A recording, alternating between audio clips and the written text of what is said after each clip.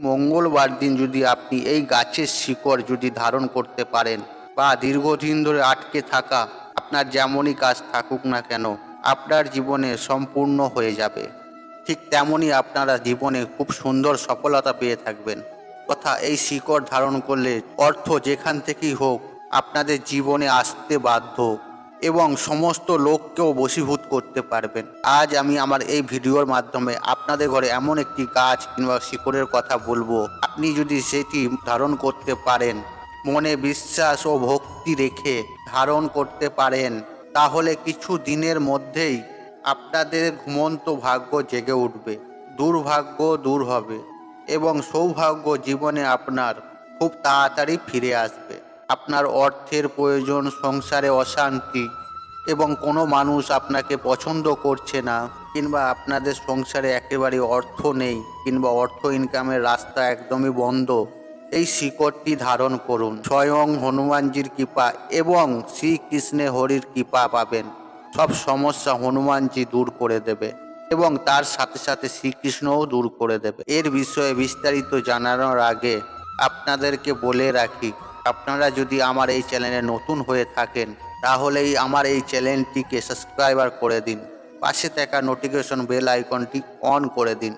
আপনারা যদি হনুমানজির অনিষ্ট ভক্ত হয়ে থাকেন এবং অনিষ্ট শ্রীকৃষ্ণর ভক্ত হয়ে থাকেন তাহলে অবশ্যই মনে ভক্তি রেখে একবার হলেও জয় শ্রীরাম না হলেও হরে কৃষ্ণ কমেন্ট অবশ্যই করবেন এবং ভিডিওটি যতটা পারবেন আত্মীয় পরিজনের সাথে শেয়ার করবেন। এই ভিডিওটি দেখে আপনার যদি উপকৃত হন তাহলে এই ভিডিওটি একটা লাইক করে দেবেন। এবার মূল আলোচনায় প্রবেশ করা যাক।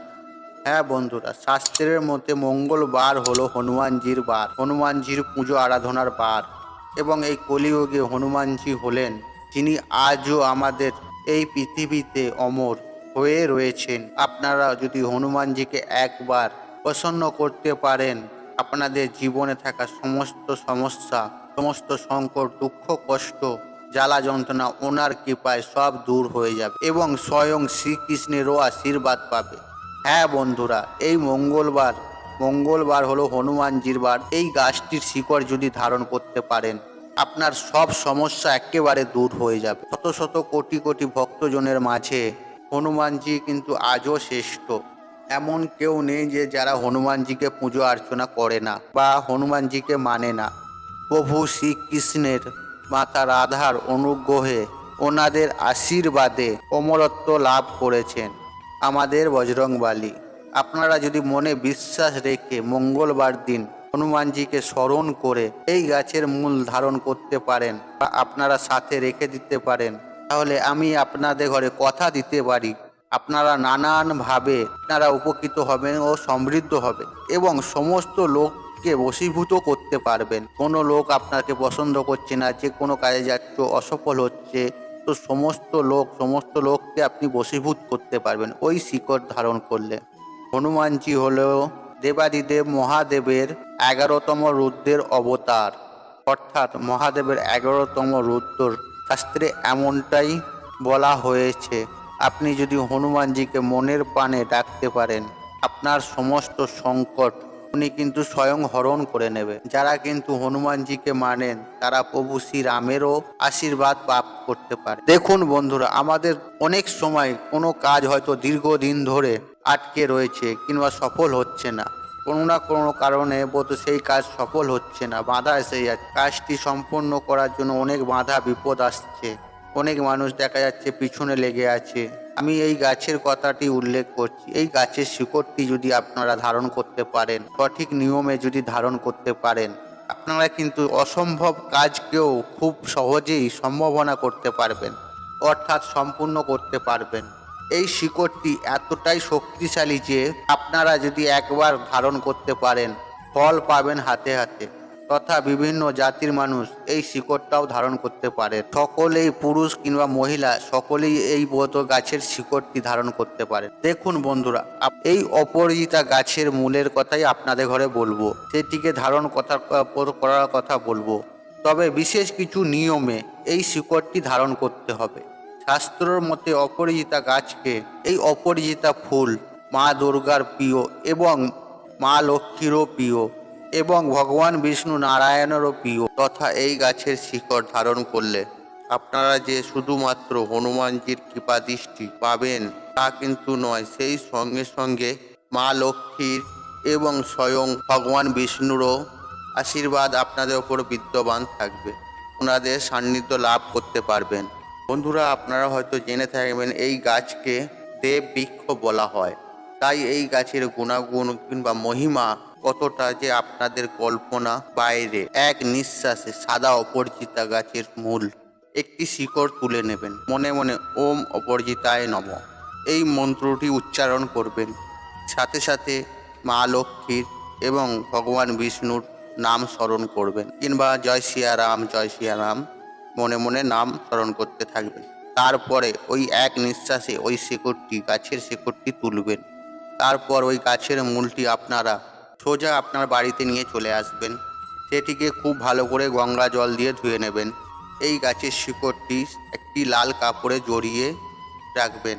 হনুমানজির কিংবা মা লক্ষ্মীর কিংবা ভগবান বিষ্ণুর চরণে অর্পণ করবেন। তারপর আপনারা হনুমানজির উদ্দেশ্যে পুজো আরাধনা করবেন। তথা যদি আপনাদের পক্ষে সম্ভব হয় তাহলে অতি ব্রত হনুমান চালিসা পড়বেন। আপনারা যেহেতু এই মঙ্গলবার দিন ব্রত উপায়টি কিংবা এই ক্রিয়াটি করছেন, ততক্ষণ পর্যন্ত কিন্তু উপোস থাকবেন, কিছু খাবেন না। সেই দিনটি কিন্তু আপনাদের ঘরে নিরামিষ আহার করতে হবে। আপনাদের পক্ষে যদি হনুমান চালিসা না যদি পাঠ করতে পারেন, তাহলে সেই ক্ষেত্রে দু হাত জড়ো করে একটি বিশেষ মন্ত্র উচ্চারণ করবেন। সেই মন্ত্রটি হলো জয় সিয়ারাম।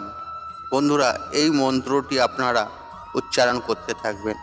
এই মন্ত্র উচ্চারণ হয়ে যাওয়ার পর ওই শিকড়টিকে ধূপ ধুনো প্রদীপ জ্বালিয়ে হনুমানজির আরতি করবেন। ওই দিনটাতে হনুমানজিকে লাড্ডু নিবেদন করবেন।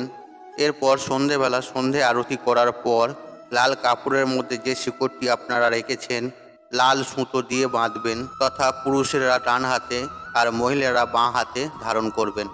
তথা আপনারা যদি এই শিকড়টি হাতে কিংবা গলায় ধারণ না করতে পারেন, তাহলে কোমরেও ধারণ করতে পারেন। এর ফলে আপনাদের আটকে থাকা কাজ সেটি খুব তাড়াতাড়ি সম্পূর্ণ হয়ে যাবে।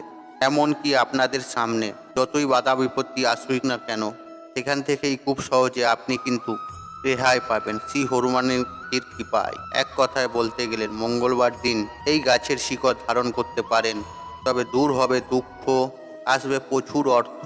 প্রতিটি জায়গায় প্রতিটি মুহূর্তে সফলতা আপনাদের সঙ্গী হয়ে থাকবে এবং সমস্ত মানুষ আপনাদের প্রিয় হয়ে থাকবে। দেখবেন যে কোনো মানুষরা যে আপনাদের সাথে খারাপ ব্যবহার করছিল, তারাও কিন্তু সৎ ব্যবহার করবে। আপনাদের বন্ধ ভাগ্যের দরজা খুলে যাবে। নতুন জীবন সূর্যের উদয় হবেই হবে।